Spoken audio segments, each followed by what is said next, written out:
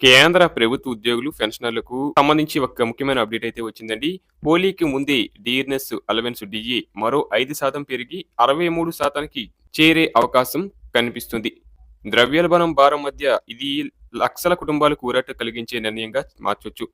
అధికారిక ప్రకటన మార్చి నెలలో ముఖ్యంగా హోలీ పండుగకు ముందు రావచ్చని ఉద్యోగ సంఘాల వర్గాలు చెబుతున్నాయి. డీఏ లెక్కల అఖిల భారత వినియోగదారుల ధరల సూచిక ఏఐసిపిఐ ఐడబ్ల్యూ ఆధారంగా నిర్ణయిస్తారు. డిసెంబర్ సూచిక 148.2 వద్ద స్థిరంగా ఉండటంతో ప్రస్తుత గణాంకాల ప్రకారం డీఏ 63%కి చేరి లెక్కలు సరిపోతున్నాయి. గత జూలైలో 54% నుంచి 58%కి పెరిగిన విషయం తెలిసింది. ప్రతి 6 నెలలకు ఒకసారి జరిగే సవరణ ప్రక్రియలో భాగంగా జనవరి నుంచి ఈ పెంపు అమల్లోకి రావాల్సి ఉంటుంది. అలాగే అధికారిక ప్రకటన మార్చిలో వెలువడితే పెంచిన డీఏ ఏప్రిల్ జీతంతో వచ్చే అవకాశం ఉంది. అంతేకాదు 2026 జనవరి నుంచి వర్తించే బకాయిలు కూడా ఒకేసారి జమయ్యే అవకాశం ఉంది. దీంతో ఉద్యోగుల ఖాతాల్లో మంచి మొత్తమే చేరే అవకాశం ఉంది.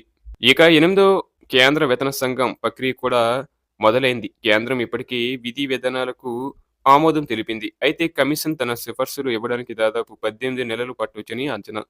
ఆ వరకు ఉద్యోగులు, పెన్షనర్లు 7వ వేతన సంఘం పరిధిలోనే కొనసాగుతారు.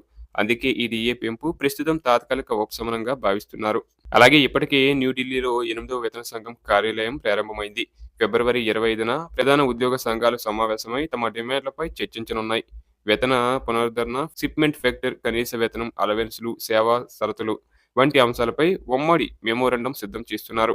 ఇక అఖిల భారత ఎన్‌పీఎస్ ఉద్యోగుల సమాఖ్య దేశవ్యాప్తంగా వారం రోజులు కార్యక్రమం చేపట్టింది. సుమారు 400 జిల్లాల్లో ప్రతినిధులు పాల్గొంటూ ముఖ్యమైన డిమాండ్లను వినిపిస్తున్నారు.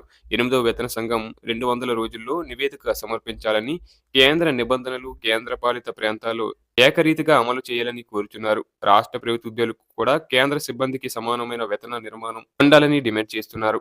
ఇక ప్రభుత్వం ఇప్పటికే ఎయిత్ పే కమిషన్‌కు సంబంధించి అధికారిక వెబ్‌సైట్‌ను ప్రారంభించింది. ఇందులో కమిషన్ విధి విధానాలు, కూర్పు, ప్రశ్నపత్రం, డేటా పోర్టల్ అందుబాటులో ఉన్నాయి. ఉద్యోగులు, పెన్షనర్లు తమ సూచనలను, అభిప్రాయాలను నేరుగా సమర్పించే అవకాశం కూడా ఉంది.